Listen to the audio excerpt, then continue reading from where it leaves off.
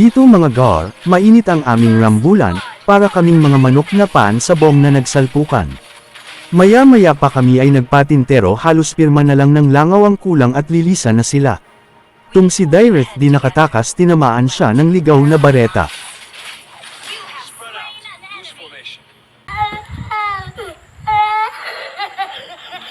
Biglang tumalon si Alucard mga gar, sinugod niya si Mia at kanyang mga kasama. Nakipagsabayan kami sa kanila at pinaulanan ng sili sa mata. Itong si Direct ang lubahang tinamaan ng ligaw na tae. Dito mga gar, nakita ko si Layla sa tore, alam kong may binabalak siyang di maganda kaya ginamitan ko ng zigzag shot ni Efren Bata Reyes.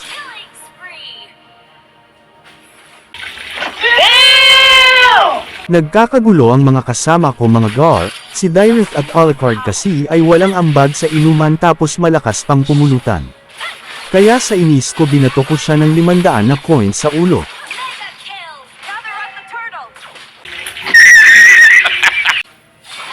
Dito mga gar, di man lang kami pinagpawisan, dalawa ng kalaban parang bata mahina. Kulang sa lakas at diin parang di kumain, bars.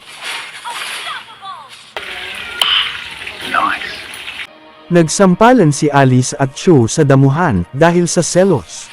Siyempre di mawawala ang KS, hahaha. Dito mga gar, kala ni Selena nasa swimming pool siya at biglang nag-dive, yun, patay. Bigla akong sinurpresa ni Alice mga gar, kala niya easy to get ako. Gusto niyang makaisa, buti na lang meron si Baby Loves at pinagtanggol niya ako, kaya sabi ko kay Alice, bulaga. Kiniliti ako ni Direct mga gar, kaya bigla kong sinundot butas ng ilong niya.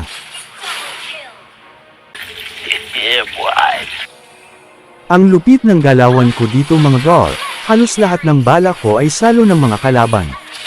Halos mapunit mga underwear nila sa lakas ng KS ko mga gar, tapos nakakuha ako ng triple kill, hahaha.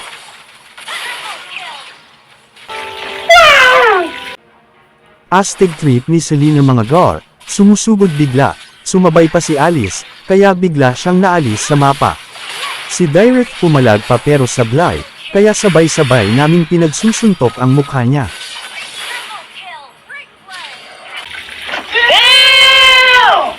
Nagrambulan kami mga gar, talagang pisikalan, masaktan ang masaktan.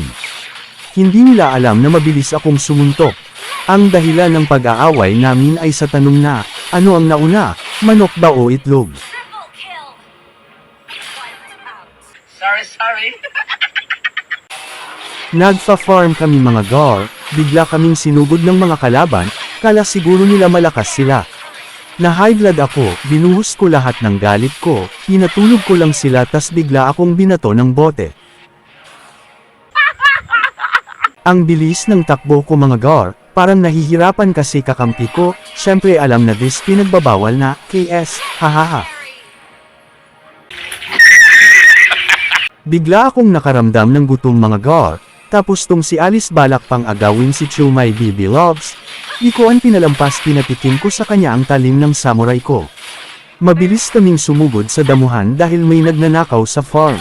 Nahuli namin sila at isa-isang kinutongan, halos di nila alam ang gagawin tapos pinauwi namin sila.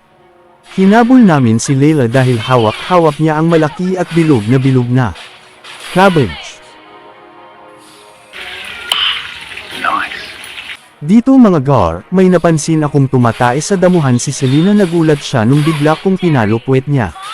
Habang nasa likod kami ng Lord si Alice may masamang balak, pero di yun inubra kasi advance ako mag-isip, mindset back mindset. Nakuha namin ulit ang Lord mga gar, dahil alam kong kaya kung makipagsabayan ay pumapalag ako. Nawala na rin sa focus mga kalaban mga gar. Lahat ng makasalubong ko ay nagiging bula, natawa ako kay Selena, binato niya ako ng bote pero di tumama, kaya yun siya ang maraming tama. Halos naubos namin silang lahat at nanalo kami sa laban. Maraming salamat sa panood, sana nag-enjoy kayo, at hanggang sa muli, bye-bye!